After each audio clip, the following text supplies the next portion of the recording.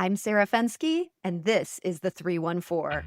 Every episode, we sit down with St. Louisans who know what makes this place tick. Together, we explore why things are the way they are and how we can make them better. This episode of the 314 podcast is sponsored by St. Louis Art Museum. Scores of hockey fans flocked to St. Louis this past weekend, the NCAA's Frozen Four tournament. Landing the tournament was a big win for St. Louis and part of the St. Louis Blues' strategy to grow hockey in what's long been considered a baseball town. The Blues president and CEO of business operations, Chris Zimmerman, has been a big catalyst for hockey's local ascendance. He sat down with me recently to share how that strategy is working out, the impact those efforts have had on downtown St. Louis, and why he has high hopes for new St. Louis Mayor Kara Spencer, despite her complicated history with the Blues. And stay tuned. After that, Ryan Kroll joins me with his thoughts on Spencer's wild week culminating in the mayor's office. First up, though, the St. Louis Blues president and CEO of business operations. Chris Zimmerman, welcome. Thank you. Good to be here. So the Blues, you guys have had just an amazing second half of this season, this 12-game winning streak, absolutely epic. What did that feel like in the front office?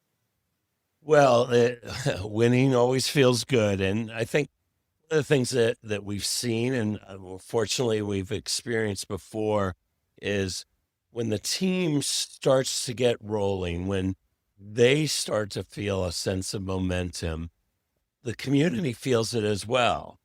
And you can just start to get a sense of more people talking about it, more people calling for tickets, more people bringing up the Blues.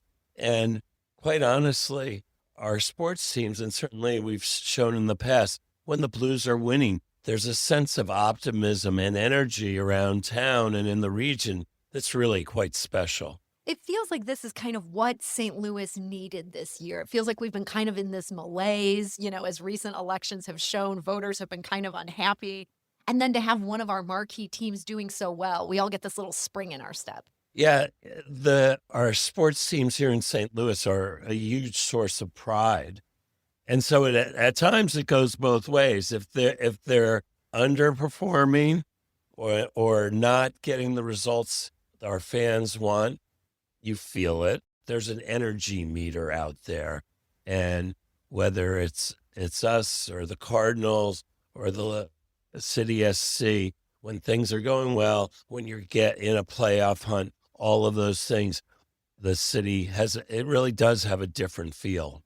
And do you find yourself getting superstitious at all? Say you're in the middle of like a winning streak like that. Are you like, I have to wear the same socks today, 12 games in a row? Yeah, I don't so much have those superstitions. Certainly some of our players do, and certainly some of our fans do. No, I've been doing this long enough that I too, I'm a fan with a very strong rooting interest, Very strong. obviously. But no, not so much superstitions. I just try to be in the moment and experience things as they're happening. So as people look to different benchmarks or start making comparisons to past success, for me, it's what are we doing the next game? And, how do we continue to fuel the momentum and the energy that our team is bringing to the game? Is there a point in the season where, as president and CEO, you almost have to give up control? It kind of is out of your hands, or are you still involved in the nitty gritty? Well, Doug Armstrong, our president of hockey operations and general manager, and his staff, they make the player decisions. So my role is really about the business, about our fans, about the operations. So, and quite honestly, I like having that ability to say, hey, we're going to provide everything that the team needs. We're going to give them the resources to succeed. But when it gets into the decisions around what's happening with the players and the team and how we think about developing that for the future. That's Doug's area, and I've just got to worry about whether or not the beer's cold and people like the music. Well, these are very important things to the They fans are a here. couple of the big questions. So you came to the Blues in 2014, and part of your mandate was to develop hockey culture in St. Louis. And we're just so famously a baseball town. You know, a lot of the core sports fans, they grew up when hockey wasn't played as much here. Is hockey a harder sell in St. Louis? Oh, hockey's not a hard sell in St. Louis. St. Louis has become one of the great hockey towns, really in the world. And when I got here, a deep hockey culture had already been created. And if you go back to when the Blues came to St. Louis, that was 1967 was their first season. And at that time, there was only one ice rink. One And one ice rink in in town. all of St. Louis. So St. Louis was not a hockey town then. But those first few seasons back at the arena, later called the Checker Dome, um, they hockey enthusiasm, the energy for the sport grew very quickly, and those first few teams were really good. They actually got to the Stanley Cup Finals, representing the expansion teams of the Western Conference.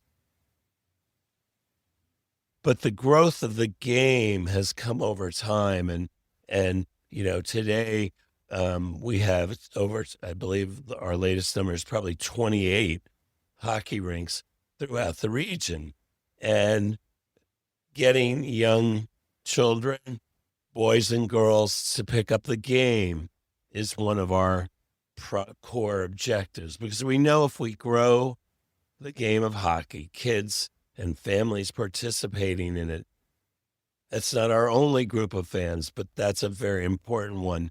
And really, the foundations of the St. Louis hockey market have been created by many of the Blues alumni who have chosen to stay in St. Louis after their playing careers. People like Keith Kachuk, Jeff Brown, Al McInnes, Bernie Federko, all of these former Blues stars, they stayed and raised their families here.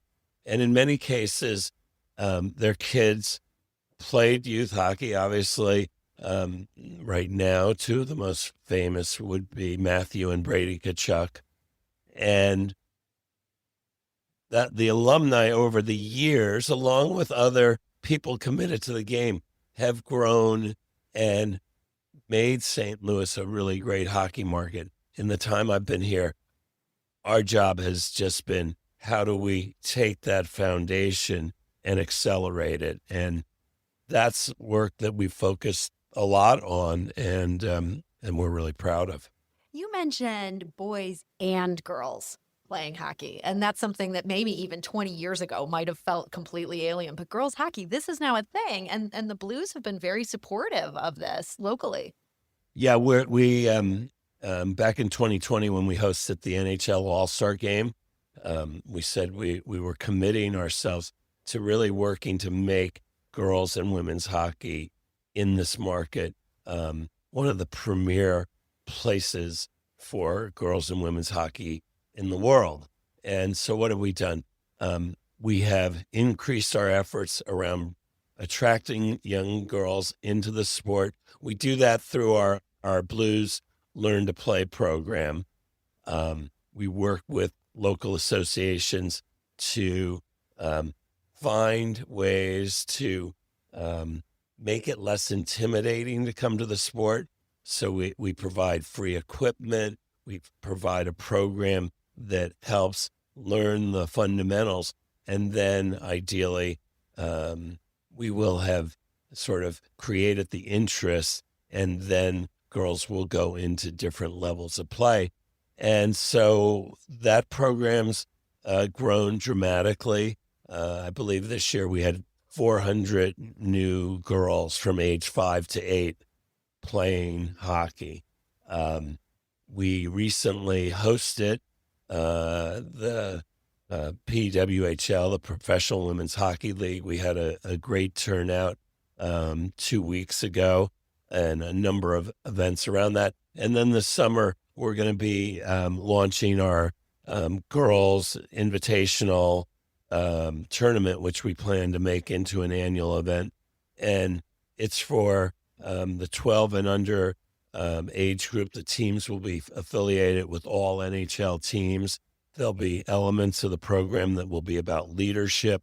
We'll be bringing in some of the professional players and U.S. and Canadian Olympians, and all of this to inspire and motivate young girls to love the sport. So you mentioned this professional women's hockey league game that took place there at Enterprise Center. St. Louis was one of 9 cities that the league picked to host this sort of game.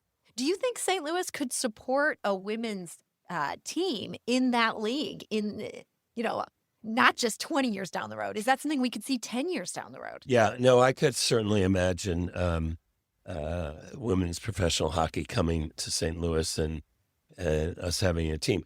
That league has a little different structure. It is a single ownership versus local ownership groups.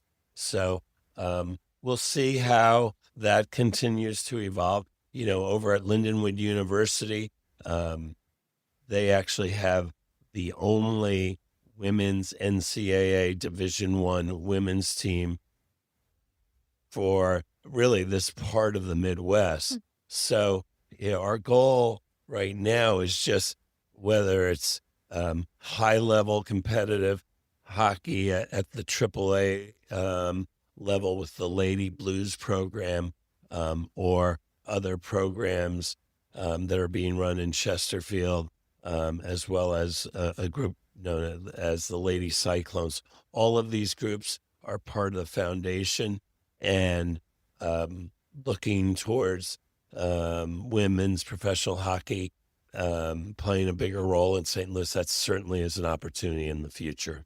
I'd also be remiss if I didn't mention the big thing that has happened, which is the Frozen Four being here. This is the first time since 2007, and that set a record for attendance on this.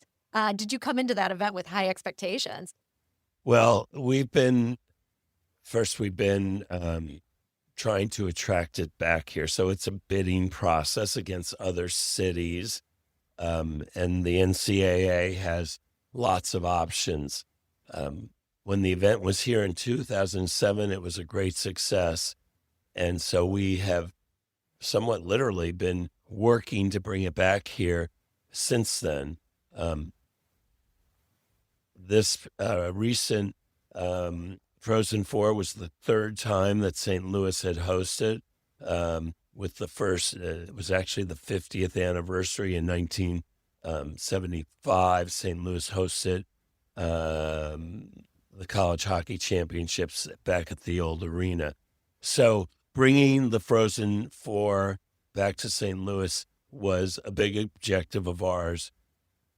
The community and the groups that came together to give the student athletes, the fans, an amazing experience was really for me a real source of pride, because each time we host an event like this, we're really auditioning for the next round of bids.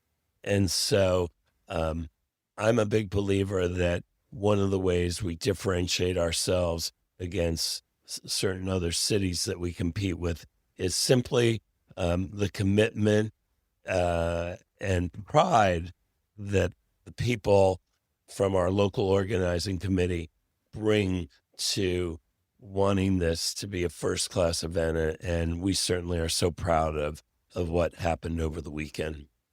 We're talking today on the 314 podcast to Chris Zimmerman. He's the president and CEO of the St. Louis Blues. And in just a minute, we'll return to that conversation. We'll talk a little bit more about the Frozen Four, downtown St. Louis, where the Blues play, and the local politics that could affect its future. First, though, a word from our sponsor. Rev up your engines for an exhibition where style meets speed. Step into the dazzling world of 1920s and 1930s France with St. Louis Art Museum's latest exhibition, Roaring: Art, Fashion, and the Automobile in France, 1918 to 1939. Experience 12 stunning vintage cars alongside 100 plus works of art, fashion, and design, demonstrating how the automobile shaped a bold new era. See how icons like Josephine Baker embrace the automobile as a symbol of speed, style, and freedom. Grab your ticket today by visiting slam.org/roaring. And my guest on this episode of the 314 podcast is Chris Zimmerman, president and CEO of the St. Louis Blues. We've been talking about the Frozen Four, this NCAA tournament that brings top hockey to downtown St. Louis. And this has been a big score for St. Louis to have this tournament back. Yet at the same time, it's happening that there's a lot of hand-wringing over the experience in downtown St. Louis. You're trying to sell people on bringing events like this here. It's so critical to the region's future. At the same time, you have a lot of St. Louisans who are saying downtown isn't a place I want to visit. These are out-of-towners coming in for this Frozen Four tournament. Do you think they're having a good experience downtown? Well, there's no there's no question that they're having a good experience. I will say, and I certainly understand the challenges we have around downtown, but I'd also say I think sometimes we're our own harshest critics. I can tell you from the feedback that I got over the weekend, which was just universal around how welcoming St. Louis was, the attractions that we have to offer. The downtown over the weekend certainly has its greatest energy when we're putting on these events. We work closely with the St. Louis Police Department, Greater STL, Explore St. Louis, around ensuring that we're continuing to give our guests, give our visitors the best possible experience. When you think about the area from Union Station down to the Arch on a weekend where we're welcoming thousands and thousands of visitors, there's an energy there. And we, throughout our preparation, whether it was what it felt like when you arrived at the airport, what it felt like for the student athletes when they came into Enterprise Center, the experience for the athletes, for many of them, it will be the pinnacle of their athletic career. Because this is such a big deal tournament. Well, yeah, it's the national championship. Some of them will play professionally. I'm not quite sure what that number is, but the majority won't. Yeah. And so we needed, and I feel like we delivered on ensuring that their experience at their hotels, their experience going to the arena, the restaurants downtown, the bars, St. Louis stood up and said, look at me. This is a great place, and certainly a great place to experience great sporting events. You can really feel as a St. Louisan a weekend when the Blues are playing, the Cardinals are playing, and then you get that even bigger rush when out-of-town events are coming in like this. It brings this huge influx of people in. This is something that the St. Louis Sports Commission, I know you work closely with them. They work so hard at this. And this isn't just an impact in terms of how it feels on the streets. It's also a big impact to the regional economy. Yeah, we've these we always we go around trying to help people understand the impact. We actually, if you go back over the month through the Frozen Four, and this is without the Cardinals and soccer, just our special events that we brought into the city and region, from Arch Madness, the Missouri Valley Conference basketball tournament. We had the ACHA, which is College Club Hockey Championships, out in Maryland Heights at the Centene Community Ice Center. And then you add the Frozen Four. We estimate that regionally we will have brought about $40 million worth of economic impact over a 30-day period. And this past weekend had it all from Battlehawks football, City on Sunday, and 3 Cardinal games in addition to the Frozen Four, and then the Blues coming back for their final home game as well. So all of this just leads to, I think was one of the magnificent sports weekends we've seen in St. Louis in some time. So much energy. And yet it feels like this area right around Enterprise Center, with a couple exceptions, like Union Station, it's just amazing what's going on there. It's one of my favorite places to visit. But there's some real dead blocks around that stadium, and that's part of the visitor experience when people are coming in for a game. Is there anything the Blues can do or would want to do to make that area around the stadium more vibrant and maybe not just on game day? Well, I think I would like to take over the post office and have that space. The federal government might be willing to sell that to you, Chris. Well, they might be. We haven't gotten that call yet, so we'll keep you posted on that. The municipal courts building right across the street from us is obviously a place that's important for us to get developed. And the city wants to make that happen. And we are moving in that direction, just as there's work down by the river around the Millennium Hotel as well. It's not going to be easy, but there continue to be areas of strength and change. Certainly the opening of the National Geospatial Office's, multi-billion-dollar complex, that's going to bring energy downtown. The first night that we had the NCAA committee here, we hosted them over at the Foundry, which is a great example of energy and bringing a new and different type of product, entertainment experience, and that was an excellent experience. So, yep, we have work to do, and obviously we have a change happening at City Hall. We, just in January at the inauguration, Governor Keogh, first St. Louis-born mayor, I think, or governor. Governor, thank you, and a real advocate for St. Louis, stepping into that role, and he certainly has helped support St. Louis in many ways in the past, and recognizes the value of sports, and importantly, how critical our downtown is. So I've got real optimism that we've got new leaders coming in. That in itself doesn't change things. It's the ability of others around, both on the business side, civic leaders, all committing to creating change and taking the great elements that we have to work with. And certainly I'm really fortunate that I get to go to work every day in the sports world, working to provide our city and region with an asset that creates hope, it creates joy, and it unites people. So you mentioned some of these new leaders. One of them, the new mayor, Kara Spencer, back in 2016, she sued to try to stop the city from giving the Blues $110 million to fix up Enterprise Center.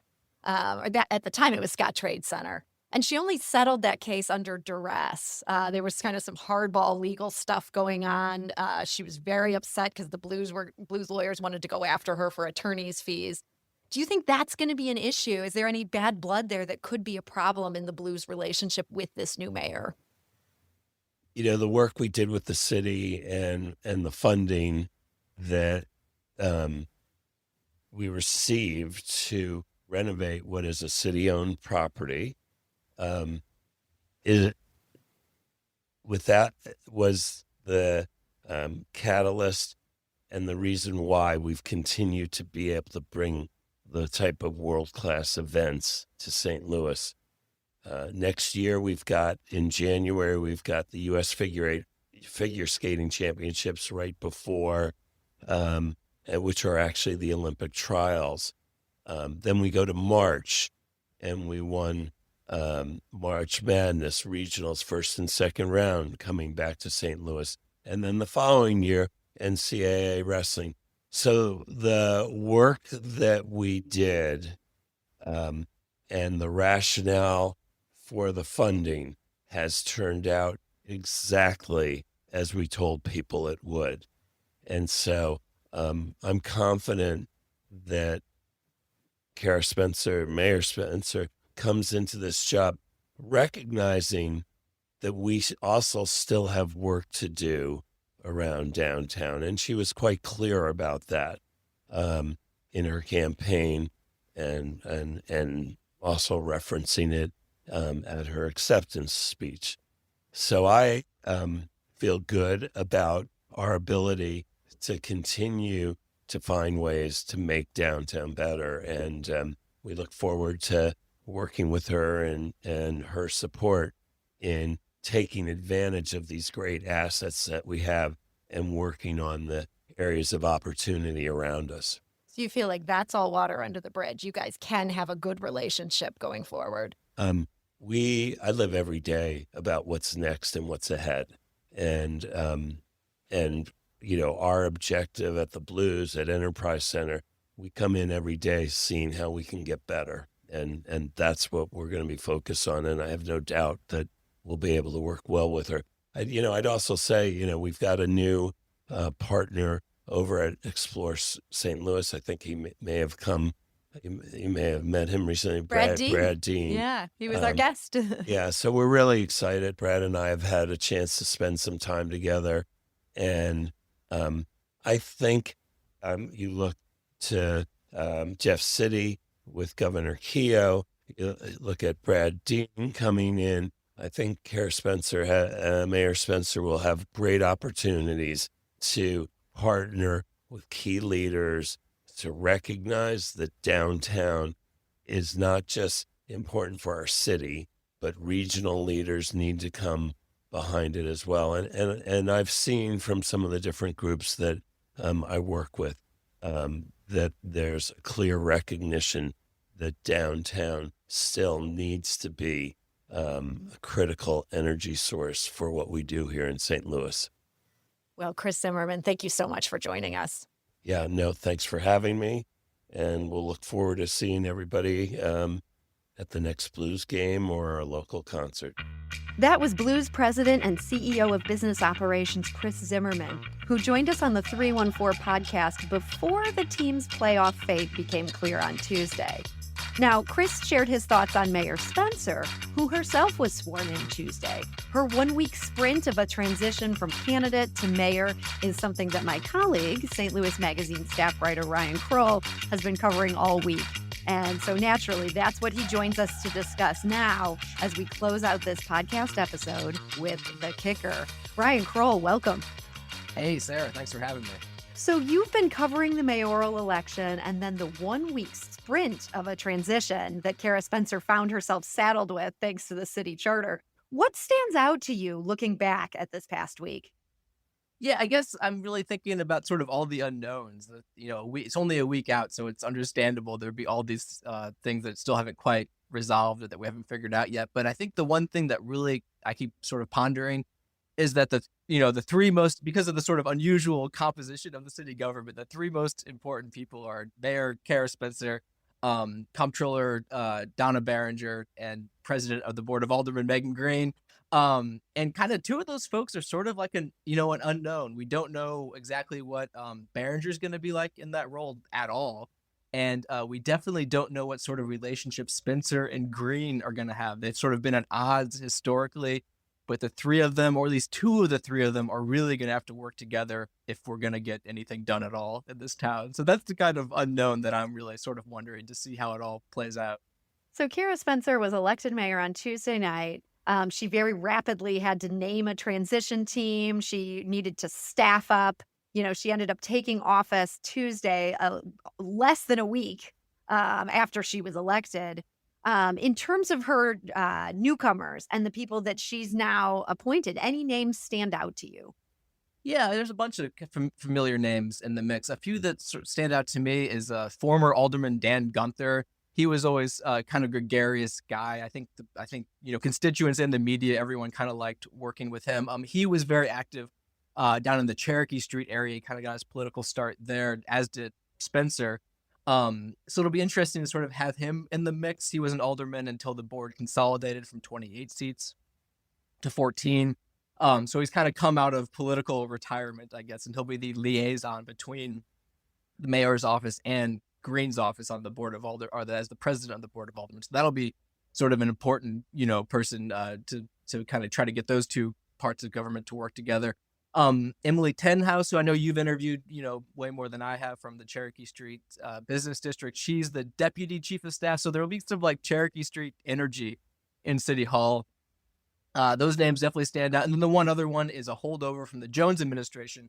Everyone really loved Casey Milberg, Jones's policy advisor, both her ability to kind of craft, good policy, but also then kind of explain it really well, which is just as important. So I think everyone, or at least most people I've talked to, are really happy that she is going to stick around.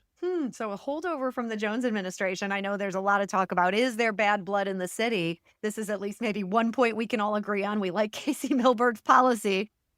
What do you see as these big questions beyond the relationship with Behringer Yeah. and Green that Kara Spencer will have to confront in her first few months as mayor?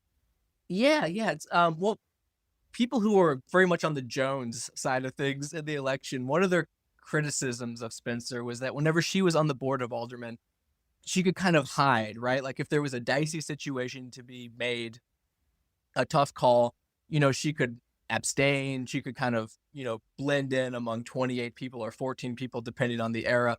So she didn't always have to kind of be out in front on everything. And she didn't necessarily on everything have to take, one side or the other. Whereas as mayor, she's going to have to come down on one side or the other on basically every issue.